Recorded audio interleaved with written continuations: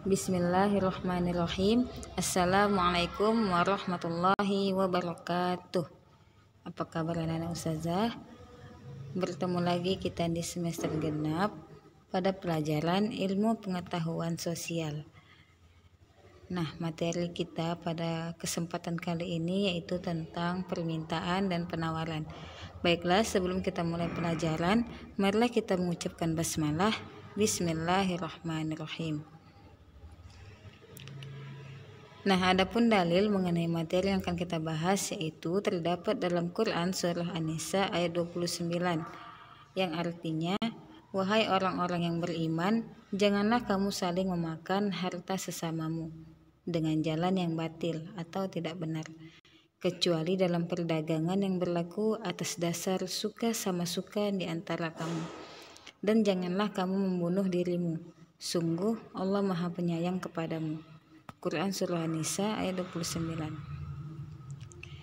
Nah, kita masuki materi kita yaitu permintaan dan penawaran.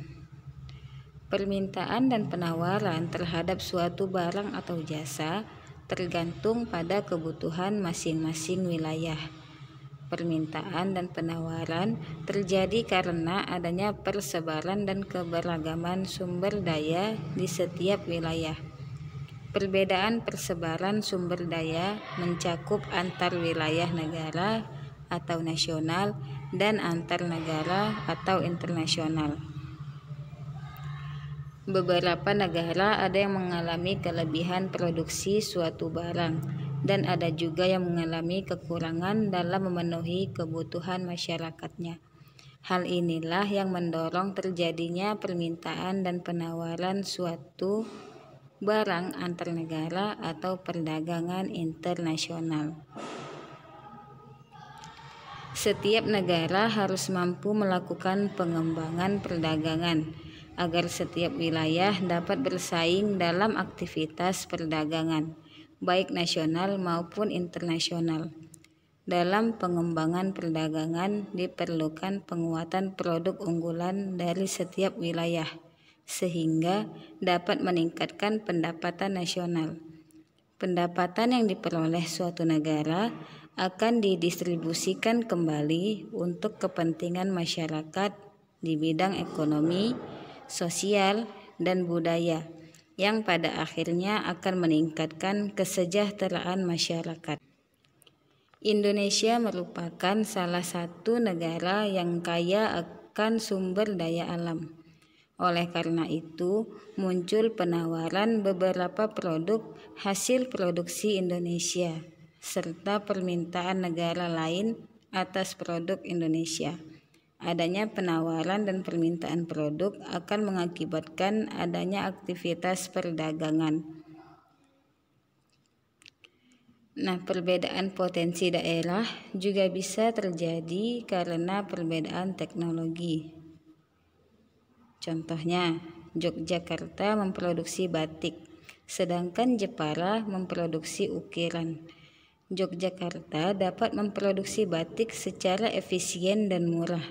Begitu pula Jepara dapat memproduksi kerajinan ukiran secara efisien.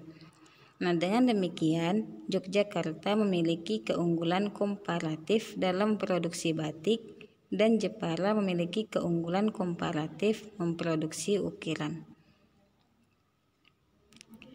Dalam ilmu ekonomi, kedua daerah tersebut akan saling menguntungkan jika saling tukar sumber daya.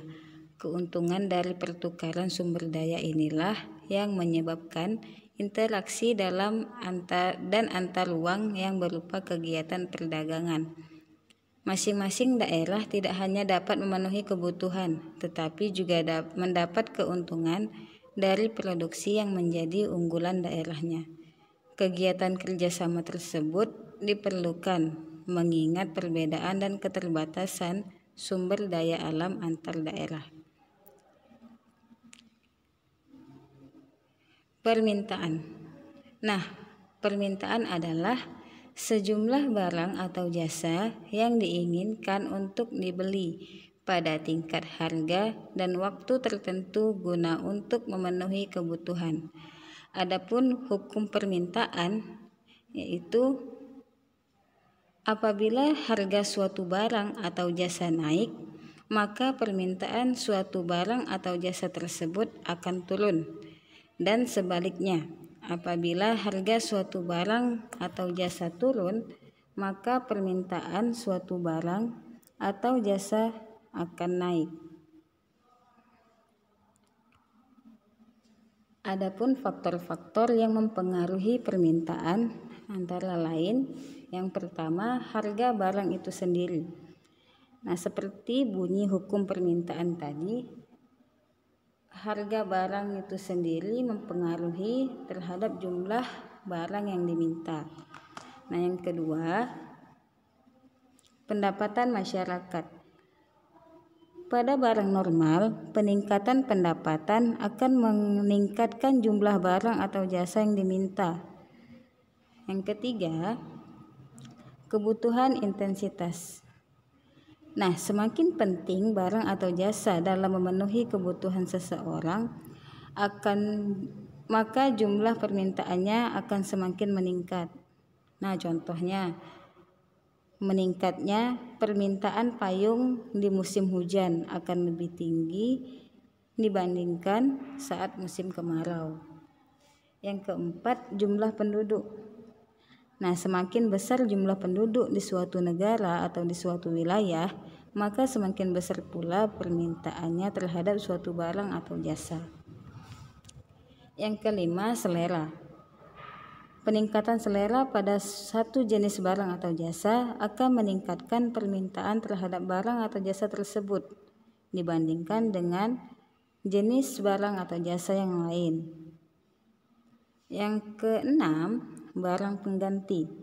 Ketersediaan barang pengganti berpengaruh terhadap jumlah barang dan jasa yang diminta. Nah, misalnya ketika harga teh meningkat, maka masyarakat yang menganggap kopi sebagai barang substitusi dari teh akan mengalihkan pembelian teh ke kopi sehingga permintaan kopi meningkat. Kita masuki yang kedua, yaitu penawaran. Nah, penawaran adalah sejumlah barang atau jasa yang tersedia di pasar untuk dijual pada berbagai tingkat harga dan waktu tertentu.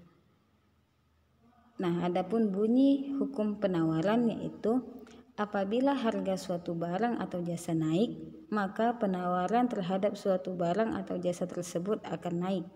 Dan sebaliknya, apabila harga suatu barang atau jasa turun, maka penawaran suatu barang atau jasa tersebut akan turun. Adapun faktor yang mempengaruhi penawaran adalah yang pertama, biaya produksi. Nah, tinggi rendahnya biaya produksi berpengaruh terhadap kemampuan produksi dan harga jual barang, sehingga berpengaruh terhadap jumlah penawaran. Yang kedua, teknologi. Nah, semakin canggih teknologi yang digunakan, maka produksi semakin efisien, sehingga jumlah yang ditawarkan dapat ditingkatkan. Dan yang ketiga, harapan akan harga masa depan.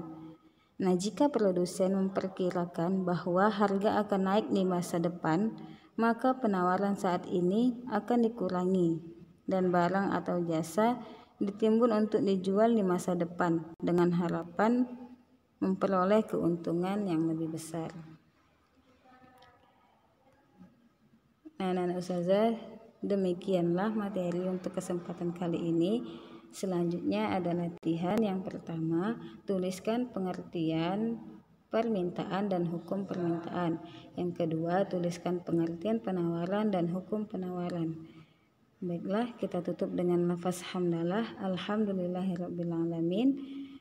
Thank you. Wassalamualaikum warahmatullahi wabarakatuh.